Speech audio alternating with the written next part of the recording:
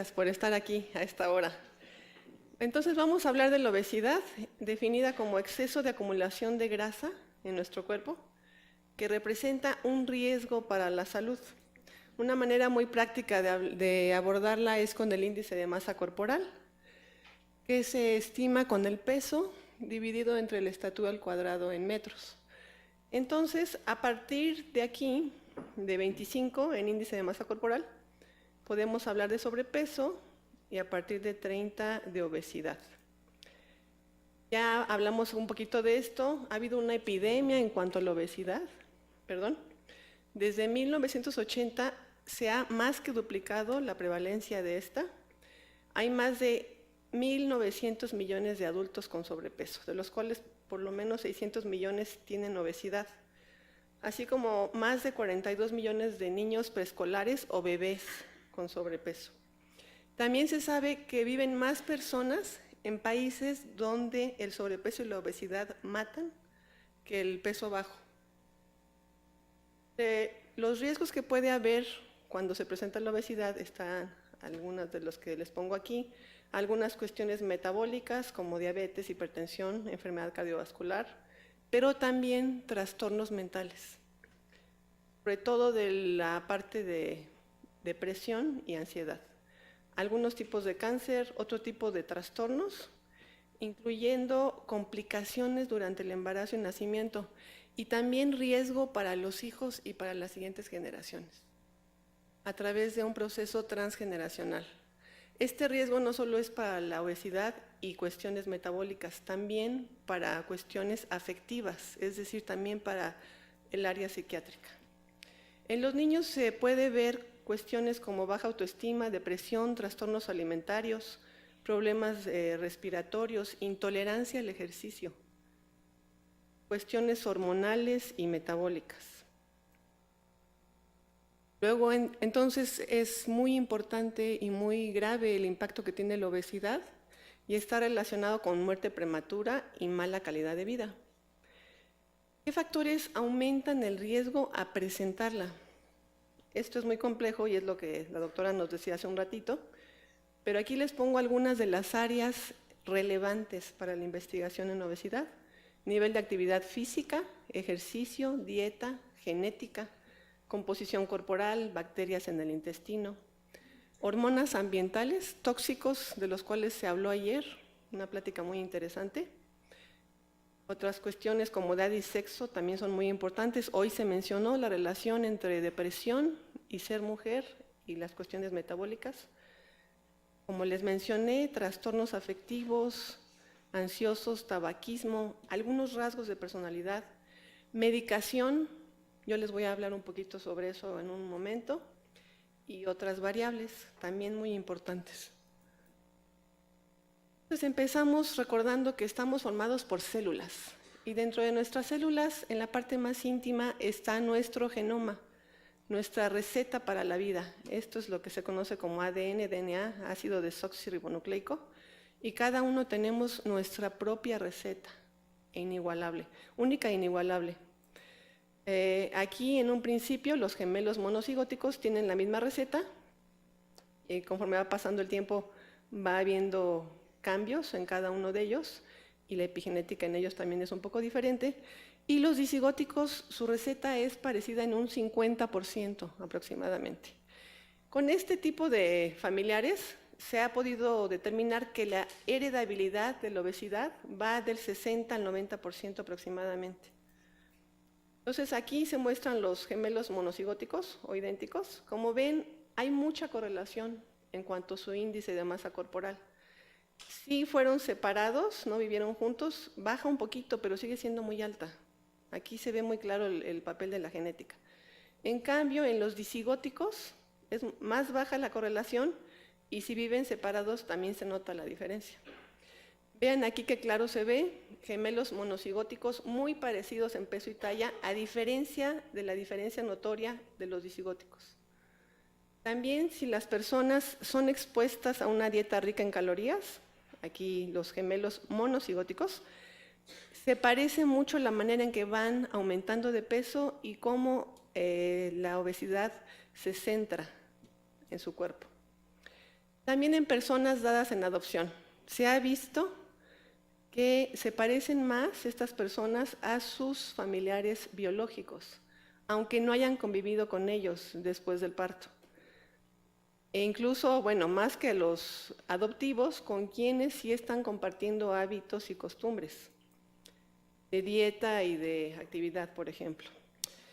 La genética, entonces, tiene que ver con variantes que trabajan en una red o una serie de redes patogenéticas. Estas propician diferencias en el contenido de grasa corporal y la manera en que ésta se distribuye en el cuerpo, lo cual también tiene implicaciones clínicas. Los genes están involucrados en procesos neuronales en muchos casos, no directamente relacionados con el metabolismo, aunque obvio todo está relacionado. Tienen que ver a veces con la manera en que se comunica una neurona con otra, o con el control del apetito, gasto de energía en nosotros, e incluso la actividad física. Las variantes genéticas pueden ser de un efecto muy pequeñito, a veces casi imperceptible, hasta un efecto muy grande. Y también pueden ser súper raras, puede ser que se presente por primera vez en una persona, se estudia a los papás y se ve que los papás no tienen esta variante, pero el hijo o la hija sí. Puede ser regularmente común o muy común. Entonces, dependiendo de lo que estemos buscando, se usan diferentes cosas. Por ejemplo, para algo de un efecto muy grande en genética y raro, se tienen que utilizar familias con diferentes personas. Por ejemplo, diferentes personas con obesidad.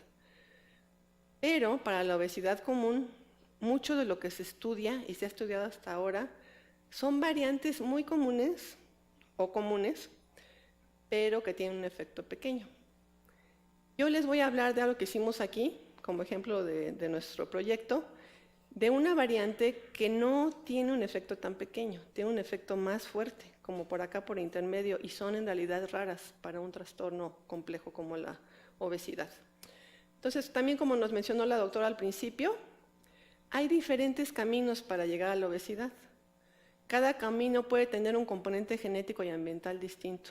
Y como les dije, a lo mejor en algunos las variantes genéticas tienen un impacto muy fuerte y son pocas, y en otras a lo mejor son muchas y cada una tiene un impacto menor. Hay obesidad causada por mutaciones en un solo gen, y aquí el impacto es muy notorio. Por supuesto que la persona tiene otros genes de protección o de riesgo, pero con este es suficiente para que haya un riesgo muy elevado a la obesidad. También hay obesidad causada por distintos padecimientos, como el daño al hipotálamo, o asociados a síndromes.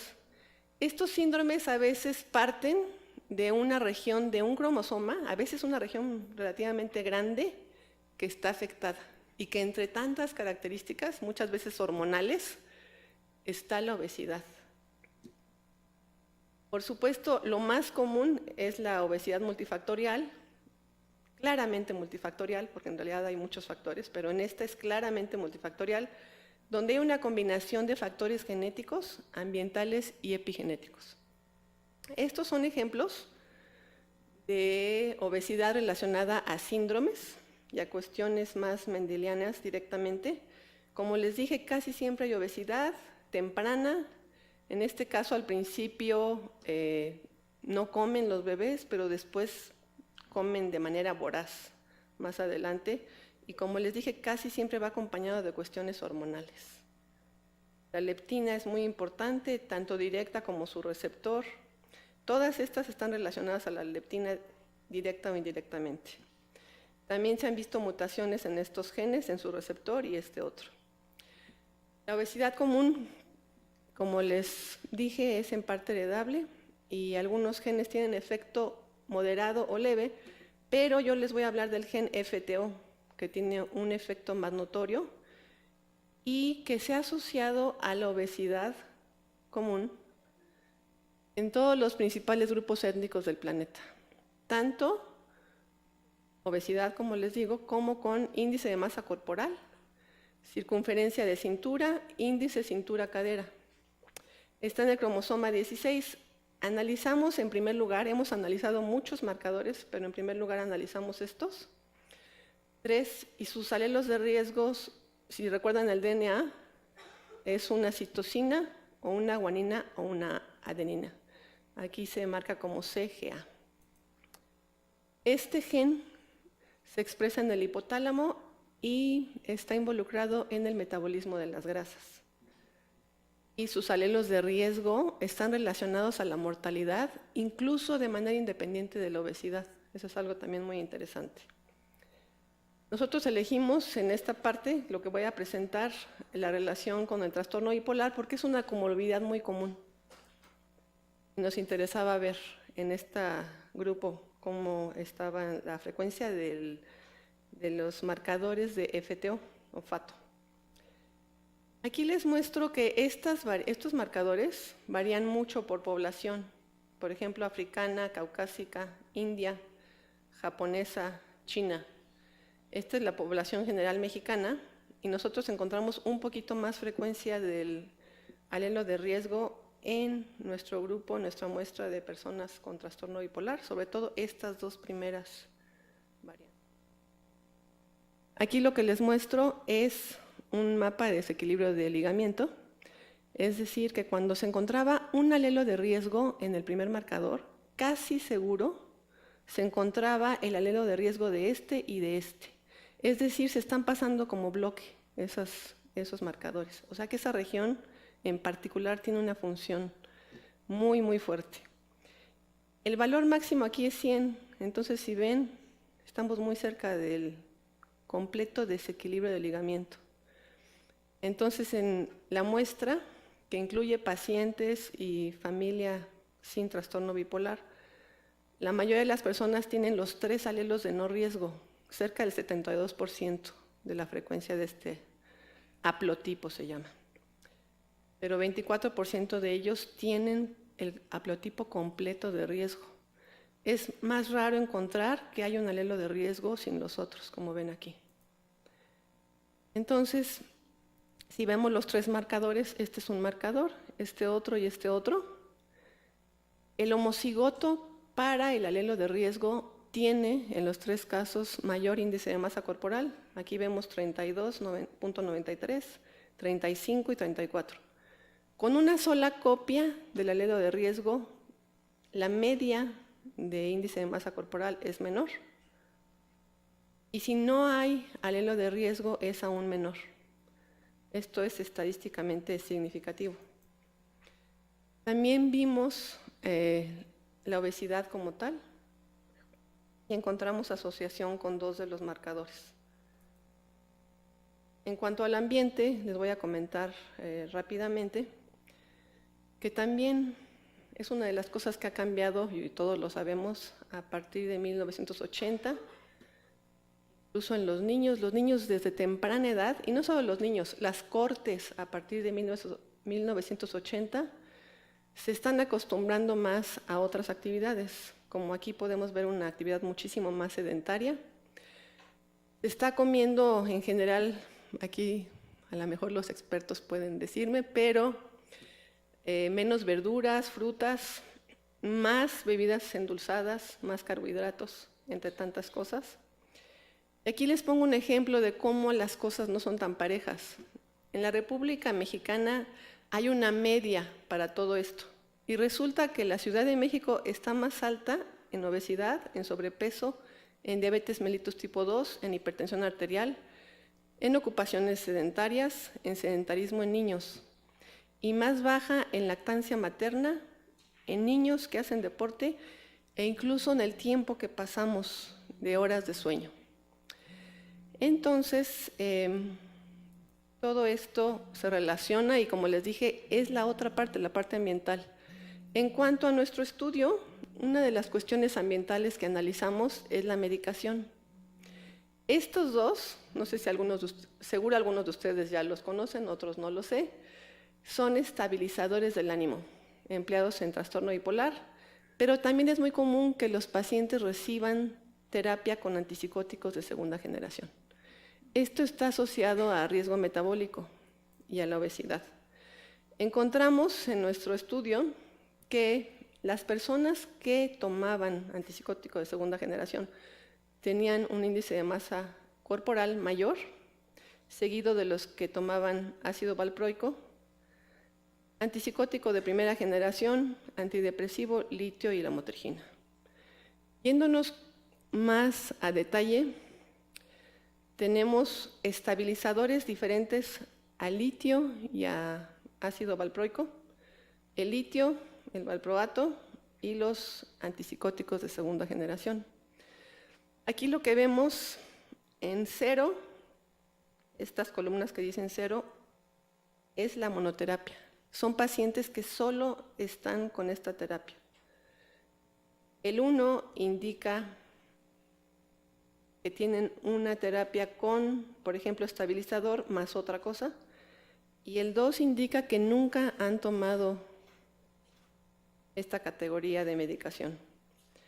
Entonces lo que vemos es que el índice de masa corporal más alto se asocia con la combinación de antipsicótico de segunda generación con ácido valproico, lo cual es de los tratamientos más comunes porque es necesario, es de los que se utilizan más en general. Entonces, la diferencia estadística más fuerte fue por la presencia de antipsicótico de segunda generación en combinación con ácido valproico y ausencia de estabilizador diferente a litio y a valproato. Algo muy importante aquí es que encontramos interacción entre nuestro marcador genético y el medicamento, en este caso son 2, antipsicótico de segunda generación y ácido valproico. Entonces, confirmamos con esto los factores genéticos y ambientales. Les puse un ejemplo de cada uno de ellos, que los alelos de riesgo de FATO se encuentran en desequilibrio en nuestra población, que FATO tiene un efecto mayor que otros genes que se han estudiado en trastornos mentales y en trastornos metabólicos. Realmente es un efecto notorio y que se ha podido replicar. Actualmente estamos colaborando con el INMEGEN, con el Instituto de Medicina Genómica y con varios investigadores aquí en el instituto, de los cuales espero que tengamos un cartel o alguna presentación para agradecerles futuro cercano. Entonces, como ven, las recomendaciones son estas. Y agradezco mucho al equipo que trabaja conmigo. Son personas muy comprometidas. A cada uno de ellos les agradezco. A la Clínica de Trastornos del Afecto y a CONACYT. Y estos son los coautores de este trabajo. Muchas gracias.